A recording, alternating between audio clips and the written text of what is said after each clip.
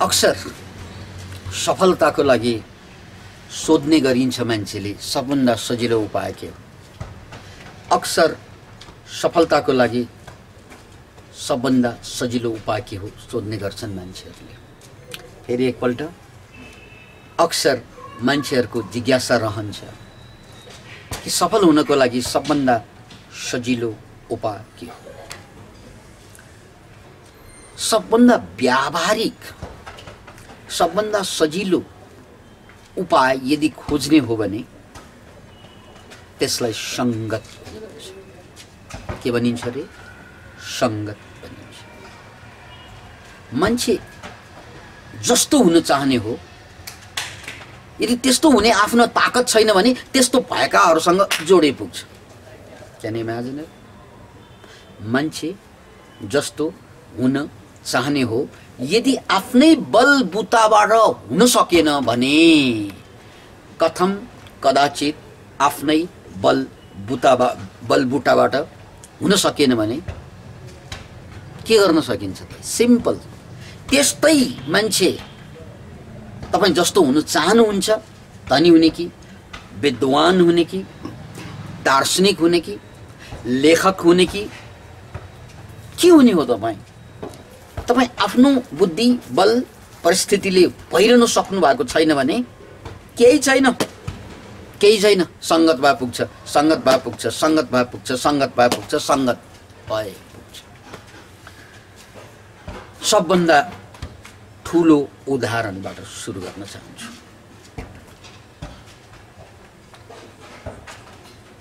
अहिलेको दुनियाँमा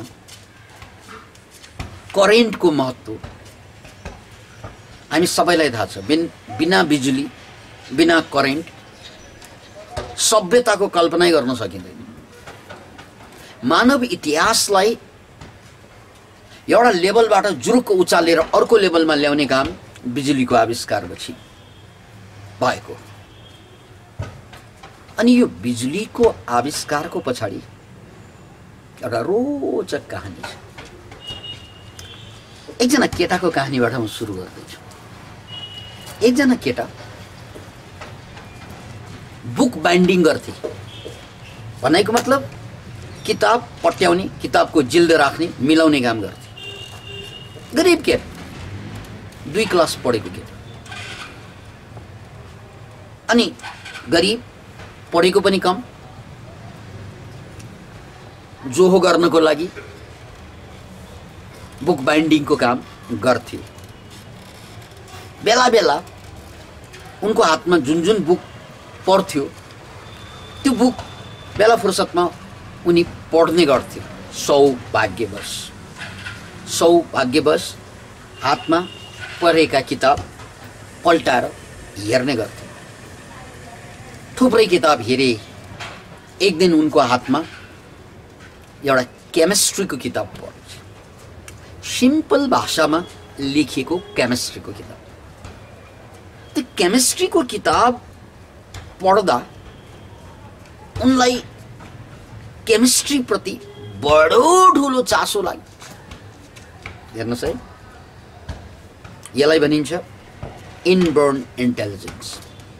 को मान्छेलाई कुन चीजको चासो लाग्छ भन्ने कुरा संगत नगरेसम्म थाहा हुँदैन, त्यस्तै अवस्था नआएसम्म थाहा हुँदैन। यो केटालाई पनि उसको सबभन्दा ठुलो खुबी कहाँ छ, ऊ के बन्न सक्छ भन्ने कुरा थाहा थिएन। किनकि उनी कलेज गएको होइन, स्कुलमा पनि 2 मात्रै पढेको। केमिस्ट्रीले उसलाई तान्यो। अनि त्यसपछि त्यो केटाले एउटा सपना बुने। ओहो, केमिस्ट्री भनेको त साह्रै रमाइलो विषय रहेछ। यस्तै कोही केमिस्टसँग काम गर्न पायो भने, किताब बाइन्डिङको ठाउँमा म कुनै केमिस्ट कहाँ, कुनै साइन्टिस्ट कहाँ काम गर्न पाएँ भने मलाई त्यो केमिस्ट्रीको प्यास पनि, मेरो प्यास पनि मेटिन्छ, मेटिँदो हो। र साथसाथै पैसा त अलिअलि आइ नै हाल्छ। पैसा त जे गरे पनि आउँछ, पैसा त जे गरे पनि आउँछ। त्यसकारण पैसा खोज्ने होइन, खोज्ने त त्यस्तो काम जसमा मेरो मन रमाउँछ। पैसो जे गरे पनि आउँछ, दुनियाँमा 6000 किसिमका काम छन्, जुन काममा तपाईँको मन रमाउँछ त्यही रोज्ने हो, पैसा जहाँ पनि आउँछ।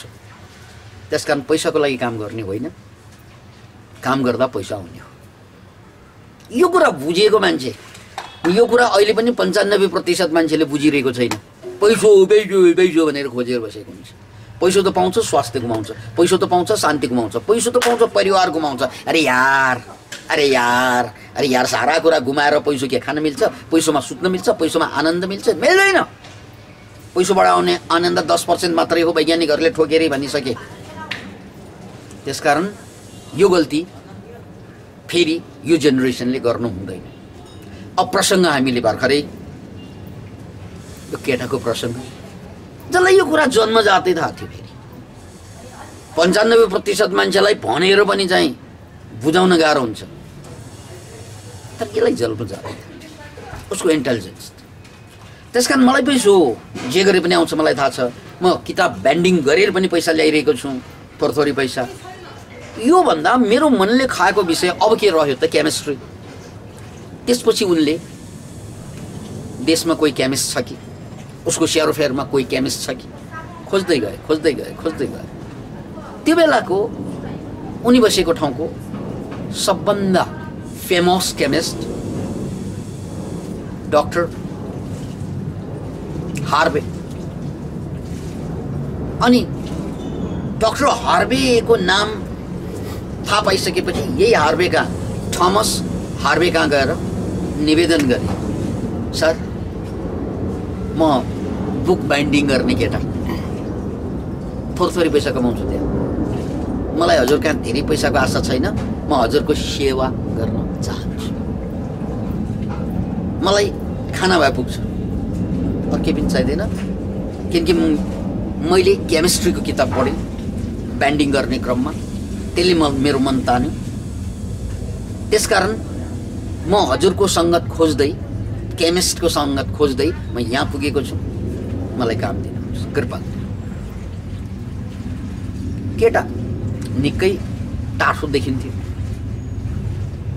फुर्तिलो। अनि हार्वेले के भने, बाबु म तिमीलाई काम त दिन सक्छु, तर धेरै पैसा दिन सक्दैन, किनकि मसँग ठुल्ठुलो काम तिमीलाई दिने काम अहिले छैन। मसँग काम भनेको त्यही टेस्ट ट्युब हुन्छ, केमिस्ट्रीले प्रयोग गर्ने टेस्ट ट्युब हुन्छ, केमिस्टले प्रयोग गर्ने। त्यो टेस्ट ट्युबलाई चाहिँ धुने हो, जहिले पनि टेस्ट ट्युबमा एक्सपेरिमेन्ट हुन्छ, त्यसलाई धुने हो, त्यसलाई साफ गर्ने हो, अरू काम म दिन सक्दिनँ। त्यसको बाबत म तिमीलाई थोरै पैसा दिन सक्छु। राजी? खुसी भयो त्यो केटा। सर मलाई खासै मैले पैसा खोज्न आएको होइन, मेरो इच्छा अनुरूपको काम खोज्न आएको, र यो काम मैले यहीँ मात्रै देखेँ। त्यसकारण म जस्तो सुकै हजुरले दिने सबभन्दा तल्लो काम गर्न तयार छु। ओके, खुसी लाग्यो? तिमी जस्तो केटा मलाई चाहिने पनि हो, ल काम गर। त्यसपछिबाट दिन रात सबै कुरा बिर्सिएर के गरेर रे, सबै कुरा बिर्सिएर टेस्ट ट्युब धुनमा आफूलाई डुबाइदिए केटा। यताको भाषामा कर्मयोगै गर्दै उनले, किनकि उनलाई चाहिँ टेस्ट ट्युब धुनुमा किन मजा लागिरहेको थियो भने उसलाई केमिस्ट्रीप्रति प्रेम जागिसक्यो। अब कलेजमा गएको विद्यार्थी होइन, कलेजमा केमिस्ट्री पढ्नलाई उनले कलेजबाट नपाएको नलेज पाउने ठाउँ भनेको, अनौपचारिक ठाउँ भनेको यही केमिस्ट कहाँ हो, यही साइन्टिस्ट कहाँ हो।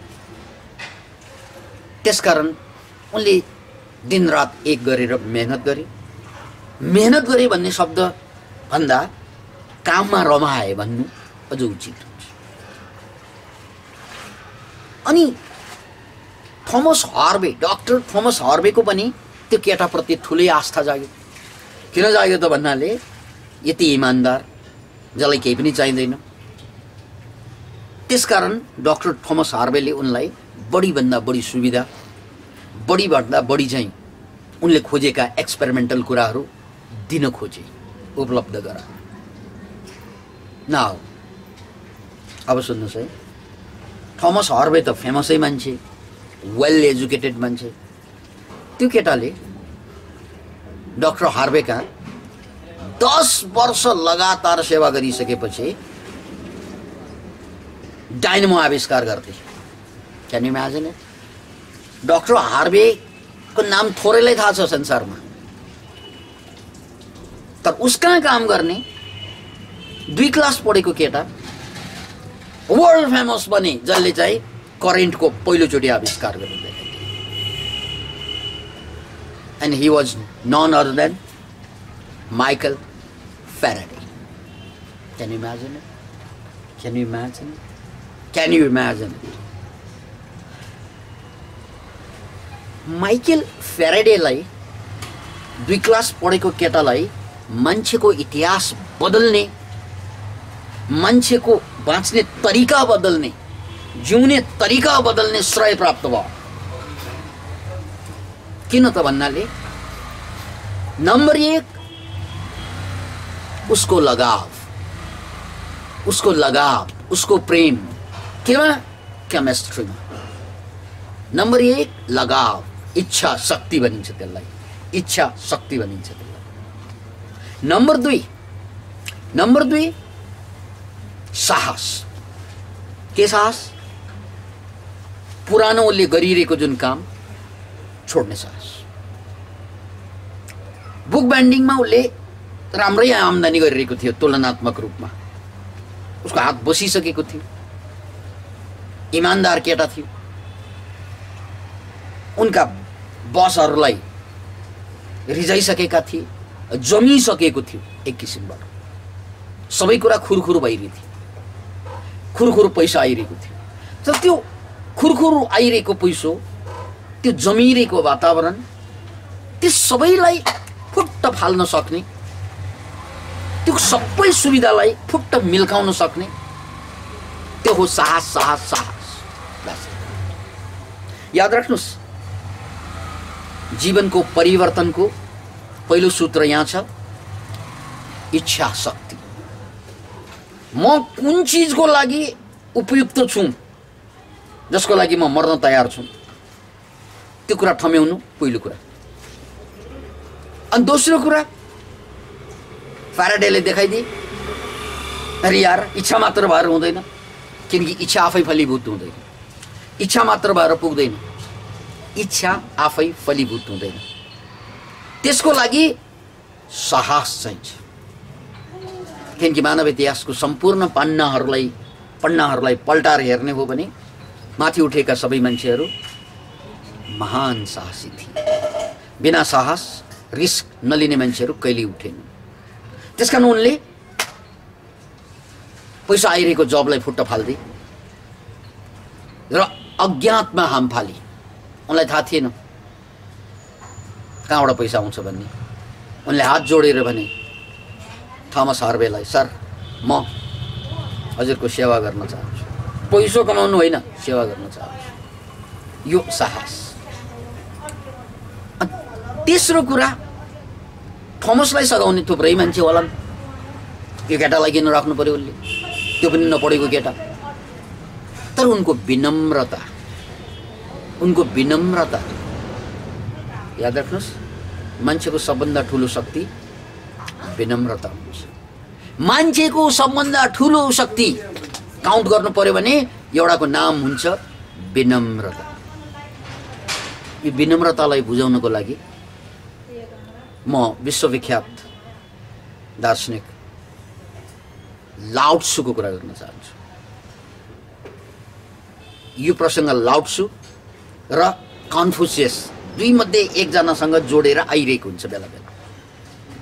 लाओ त्सु आफ्ना शिष्यहरूलाई सम्झाउँदै थिए विनम्रताको ताकत। विनम्रताको ताकत कस्तो हुन्छ सम्झाउँदै थिए।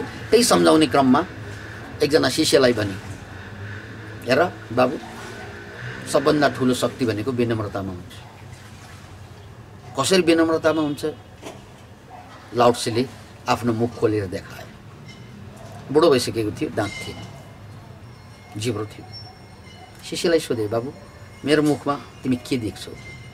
सर हजुरको मुखमा म दाँत त देख्दिनँ, जिब्रो मात्रै देख्छु। बस दाँत पहिला आएको हुन्छ कि जिब्रो पहिला आएको हुन्छ मान्छेमा? जिब्रो त जन्मजातै आउँछ, दाँत त पछि आउने कुरा हो। यो पछि आउने कुरा दाँत अगाडि नै गइसक्यो, झरिसक्यो, दाँतहरू झरिसके। तर सुरु नै जन्मजातै अझ आमाको गर्भबाट नै लिएर आएको यो जिब्रो अहिले पनि झरेको छैन र नमरेसम्म झर्दा पनि झर्दैन। किन थाहा छ तिमीलाई? थाहा छैन, किनभने दाँत कडा छ, त्यसकारण त्यो भाँचिन्छ, त्यो टुट्छ, बिदा हुनुपर्छ छिटो। अनि जिब्रो विनम्र छ, जहाँ घुमे पनि हुन्छ, जसरी घुमाए पनि हुन्छ, त्यसकारण त्यो जन्मन अगाडि पनि हुन्छ र मर्ने बेलासम्म पनि जिब्रो बाँकी रहन्छ, किनकि त्यो विनम्र छ। त्यसैले बाबु विनम्रता शक्ति हो। यो दाँत हेर्दा मात्रै शक्तिशाली, कडा छ, शक्तिशाली देखिन्छ, आफ्नो कालमा त्यो शक्तिशाली हुन्छ, तर त्यो सधैँ टिक्ने शक्ति होइन। दाँतको शक्ति सधैँ टिक्दैन, त्यसलाई टिकाइराख्नलाई कुनै उपाय छैन, किनकि त्यो कडा छ। अब हात्तीको सुँडलाई हेर्नुहोस्, हात्तीको सम्पूर्ण शरीरमा सबभन्दा लचिलो पार्टमा सुँड आउँछ, अनि हात्तीको बल पनि त्यही सुँडमा हुन्छ। त्यसकारण जो जति विनम्र हुन्छ त्यसलाई रेजिलियन्ट भनिन्छ इङ्ग्लिसमा, त्यो मोडे पनि नटोडिने नभाँचिने हुन्छ। हो, त्यही ताकत हो। यही कुरा भर्खरै मात्रै हामीले पात्र बनाएको माइकल फ्याराडे, यसमा त्यो विनम्रता थियो, जति पनि झुक्न तयार थियो, जसको कारणले गर्दा उनले त्यहाँ जागिर पाए, उनले त्यहाँ काम पाए। अब अर्को पाठ, फ्याराडेले सारा कुरा बिर्से, मात्र आफ्नो काम सम्झे।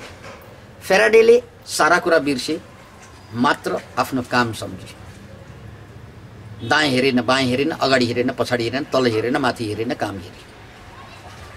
त्यही कारणले गर्दा नपढेको फ्याराडे र पढेको थोमस हार्वी, यो दुईमा पढेको वेल एजुकेटेड मान्छेलाई पछाडि पारेर उसकै सङ्गतबाट उठेको मान्छे उनीभन्दा धेरै माथि माथि आयो। Can you imagine? अनि अन्तिम कुरा धेरैपल्ट भनियो कि मान्छे सफल हुन र असफल हुनुमा कुन चाहिँ सजिलो भन्दा सबै मान्छेको जवाफ हुन्छ सफल हुनु सजिलो हुँदैन, असफल हुनु सजिलो हुन्छ। तर मैले धेरैपल्ट भने कुरा मिलाएर बुझ्ने हो भने सफल हुनुभन्दा असफल हुनु निकै गाह्रो काम हो। सफल हुनुभन्दा असफल हुनु निकै गाह्रो काम हो। किनभने कोही पनि मान्छे कुनै पनि फिल्डमा महान सफलता हासिल गर्न 5 देखि 12 वर्ष भए पुग्छ। यो कुरा धेरैपल्ट भनियो, प्रसङ्गमा मैले फेरि पनि भनेको छु। 5 देखि 12 वर्षभित्र मान्छे सफल हुन्छन्, तर असफल हुने मान्छेले जिन्दगीभर 50 ठाउँमा प्रयास गरिरहेका हुन्छन् र परिणामस्वरूप असफल भइदिन्छ। त्यसकारण असफल हुन त जिन्दगी लाग्छ, सफल हुनलाई त मात्र 5 देखि 12। यो कुरा अगाडिका एपिसोडहरूमा हामीले भन्यौँ र यो कुराको एउटा ज्वलन्त प्रमाण दसी माइकल फ्याराडेसँग पनि जोडियो। किनभने फ्याराडे 10 वर्षभित्र करेन्टको आविष्कार गरेर देखाइन्छ। यो हो सङ्गतको कमाल। त्यसकारण सबभन्दा सजिलो तरिका के हो भनेर सोध्यो भने सफलताको लागि एउटै जवाफ हुन्छ, सफल मान्छेसँगको सङ्गत। तर दिल खोलेर, दिमाग खोलेर होइन, दिल खोलेर। यदि दिल खोलेर सफल मान्छेसँगको सङ्गत गर्ने हो भने यो अर्को स्कुलिङ हुन्छ, अनौपचारिक स्कुलिङ। पश्चिममा भइरहेको रिपोर्ट र रिसर्च अनुसार एउटा रोचक कुरा अगाडि आएको छ। रिसर्चरहरू के भन्छन् भने तपाईँ आज जे हुनुहुन्छ, जस्तो हुनुहुन्छ त्यो तपाईँकै कारणले भएको होइन। तपाईँ गरिब भए त्यो तपाईँकै कारणले मात्रै भएको होइन। तपाईँ मूर्ख भए तपाईँकै कारणले मात्र भएको होइन। तपाईँ कन्फ्युजनमा पर्नु भएको भए तपाईँकै कारणले मात्र भएको होइन। तपाईँ रक्सी पिउनुहुन्छ, चुरोट पिउनुहुन्छ या गाँजा जाँड पिउनुहुन्छ भने तपाईँकै कारणले मात्र होइन। तपाईँ अहिले ठुल्ठुलै रोगमा जक्डिरहनु भएको भए तपाईँकै कारणले मात्र होइन। तपाईँ पनि छ त्यहाँ, कारण अर्को पनि छ। त्यो अर्को कारण के त? तपाईँले दैनिक भेट्ने, रेगुलर भेट्ने 5 जना मान्छे। याद राख्नुहोस्, एकचोटि आँखा चिम्लिएर सरसर्ती कल्पना गर्नुहोस्, तपाईँले रेगुलर दिल खोलेर भेट्ने 5 जना मान्छे, दिल खोलेर है, फेरि बाउ हुनसक्छ, आमा हुनसक्छ, नहुनु पनि सक्छ, किनकि यहाँ मान्छे भेट्नुसँग मात्र सरोकार होइन, दिल खोल्नुसँग सरोकार छ। त्यसकारण तपाईँले रेगुलर भेट्ने 5 जना मान्छेलाई काउन्ट गर्नुहोस्।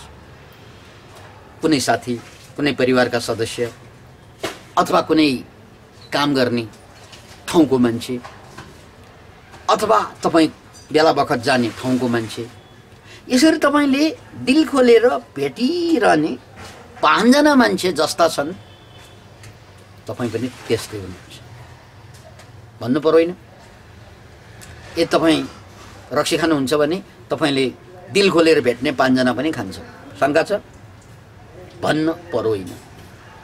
तपाईँ मजाले चुरोट खानुहुन्छ भने, चुरोट पिउनुहुन्छ भने तपाईँले दिल खोलेर भेटिरहने मान्छेले पनि चुरोट छोडेको हुँदैन। याद राख्नुहोस्। तपाईँ घुस खाने, अब तपाईँले भेटिरहने 5 जना मान्छे पनि घुस नखाने भेट्नुहुन्न तपाईँले, आइएम स्योर एन्ड सर्टेन। तपाईँ फटा नम्बर 1 झुटो नबोलिकन बस्नै नसक्ने। किन भन्नाले तपाईँले भेटिरहने 5 जना मान्छेले पनि तपाईँले जस्तै झुटो बोलिरहने। तपाईँ काँटर, तपाईँले भेटिरहने 5 जना मान्छे पनि तपाईँ जस्तै। तपाईँ मूर्ख भए त्यस्तै उनीहरू। तपाईँ कन्जुस, तपाईँका साथीहरू कम्ताको कन्जुस हुनुहुन्न। त्यस्तै पोजिटिभ उदाहरण पनि, तपाईँ बुद्धिमान हो भने तपाईँले लगातार भेटिरहने मान्छे तपाईँकै लेभलको बुद्धिमान हुन्छ। Can you imagine? तपाईँ उदार हुनुहुन्छ भने तपाईँ कन्जुस साथी बन्दैन। तपाईँले रेगुलर भेटिरहने मान्छे उदार नै पर्छ। त्यसकारण साइन्टिफिक रिसर्चले के भन्छ त भने तपाईँ रेगुलर भेट्ने 5 जना मान्छेको परिणाम हो। तपाईँले यी 5 जनालाई बिगार्नु भयो र 5 जनाले मिलेर तपाईँलाई बिगारिराखेको छ। Mutual destruction. अथवा तपाईँले भेट्ने 5 जना मान्छेले तपाईँलाई उस्काइरहनु भएको छ, उकासिरहनु भएको छ, उकासिरहनु भएका छन् र तपाईँले उनीहरूलाई उकासिरहनु भएको छ। या त 5 जनाले तपाईँलाई बर्बाद पार्दैछ, या त तपाईँलाई 5 जनाले उठाइरहेको छ। यदि तपाईँलाई उठाइरहेको छ भने तपाईँले पनि यी 5 जनालाई उठ्नलाई सहयोग गरिरहनु भएको छ। होइन, तपाईँलाई 5 जनाले बर्बाद पारिरहेको छ भने यी 5 जनालाई पनि बर्बाद पार्ने काम तपाईँले पनि गरिरहनु भएको छ। Mutual destruction. म्युचुअल अन्डरस्ट्यान्डिङ भने जस्तै परस्पर विनाशकारी लीला। रक्षाहरूको के हुन्छ? एकदम चाहिँ उसले 5 जना भेट्ने साथीहरू कम्ताको हुन्छ, 5 जना त रेगुलर भेट्ने पिउने नि। अपवाद बाहेक है, अपवाद पनि हुन्छ दुनियाँमा। फेरि यो भन्नु होला सर म त त्यस्तो होइन हो, तपाईँ नहुनु सक्छ, तर तपाईँका अरू साथीहरू हेर्नुहोस्, किनकि रिसर्च गर्ने मान्छेले यस्ता 100औं केसलाई अध्ययन गरेर कुरा ल्याउँछ। अपवादहरू जहाँ पनि हुन्छ। त्यसैले सिम्पल भाषामा सफल कसरी हुने भनेर कसैले सोध्यो भने सिम्पल कुरा, तपाईँ असफलता झेलिरहनु भएको हो भने त्यो असफलताको सर्कललाई छोड्ने आँट गर्नुहोस्। सफल मान्छेको सर्कलमा आउनुहोस्, सफल मान्छेसँग जोडिनुहोस्। सक्यो कुरा। होइन तपाईँ अहिले सफल नै हुनुहुन्छ, तर तपाईँ योभन्दा बेसी सफल हुन चाहनुहुन्छ भने कति मान्छे त्यस्तो हुन्छ, म ठिकै छु, सफल छ, काठमाडौँमा आइसकेको छु, घरसर बनाएर बसेको छु, महिनाको चाहिँ 50,000 लाख कमाउँछु, गाडी साडी छ, सबै ठिक छ। होइन, यहाँबाट माथि जाने इच्छा छ कि छैन पहिलो कुरा भन्नुहोस्। किनकि यो सबै ठिक छ को मतलब अब तपाईँले भेट्ने मान्छेसँग पनि गाडी नै हुने मान्छे भेट्नुहुन्छ प्रायः जसो, तपाईँले जस्तै कमाउने मान्छेलाई नै भेट्ने हो। होइन, तपाईँ यहाँभन्दा धेरै सफल हुन चाहनुहुन्छ, उच्च मध्यम वर्ग होइन उच्च वर्गै बन्न चाहनुहुन्छ भने पहिलो काम फेरि पनि ठिकै छ भन्न पाइँदैन।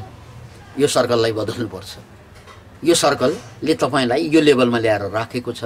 अब योभन्दा ठुलो सर्कलमा तपाईँ गएर जोडिनु भयो भने डेफिनेटली अनि बल्ल गएर तपाईँ पाइनुपर्छ, फेरि त्यो लेभलमा पुग्छ। जाँदा जाँदै एउटा उदाहरण पुनः छोड्न चाहन्छु। 1 रुपियाँको नोट अस्ति पनि भने 100 रुपियाँसँग जोड्यो भने 101 हुन्छ, 1000सँग जोड्यो भने 1001, लाखसँग जोड्यो भने 1,01,000, करोडसँग जोड्यो भने 1 करोड 1, अरबसँग जोड्यो भने 1 अरब 1। तपाईँले कहाँ जोड्ने आफूलाई? That's the point.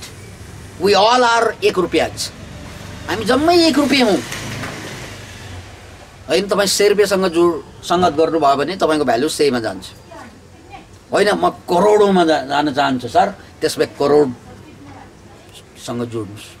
होइन म त जन्मेपछि त ठुलै गरेर मर्छु, खरबमा जान्छु सर, त्यसमा खरबसँग जोड्ने कोसिस गर्नुहोस्। अब प्रश्न होला खरबपतिसँग कसरी जोड्ने? सेवा गरेर जोड्ने, जसरी माइकल फ्याराडे जोडे। अरू उपाय छैन सेवाको। त्यसकारण जोड्नुहोस् इमान्दारितापूर्वक। तपाईँ जति रुपियाँ बन्न चाहनुहुन्छ, तपाईँ कति कम रुपियाँ त्योसँग मतलब भएन। तपाईँको मूल्य कति, 100 को, 1000 को, 10,000 को, त्योसँग मतलब भएन। अब तपाईँ कोसँग जोडिरहनु भएको छ त्यो हो क्या मूल कुरा। तपाईँ भन्नुहुन्छ मसँग पैसा छैन, तपाईँसँग पैसा चाहिँदैन, पैसा भएकाहरूसँग जोड्नुपर्छ। किनकि उनीहरूसँग जोडेपछि तपाईँको भ्यालु उनीहरूसँगै बढ्छ। अनि त्यो जोडिनु भनेको सेवाबाट जोडिनु। अहङ्कार लिएर तिमीहरूसँग म साथी बनाउँछु भनेर मुसाले सिंहलाई चाहिँ साथी बनाउन आऊ भन्दैमा सिंह आएर साथी बनाउँदैन। सिंहसँग साथी मुसाले बनाउने हो भने सिंहलाई के भन्नुपर्छ भने, एउटा कहानी छोडेर जान्छु। एउटा सिंह जङ्गलमा शिकारीको जालमा परेको रहेछ। अनि त्यो जालबाट फुत्कनको लागि चाहिँ छटपटाइरहेको अवस्था त्यति नै बेला मुसाले देखेछ। अनि त्यही बेला चाहिँ मुसाले के भन्छ, शेरजी हजुर त जालमा हुनुहुन्छ, म त स्वतन्त्र छु।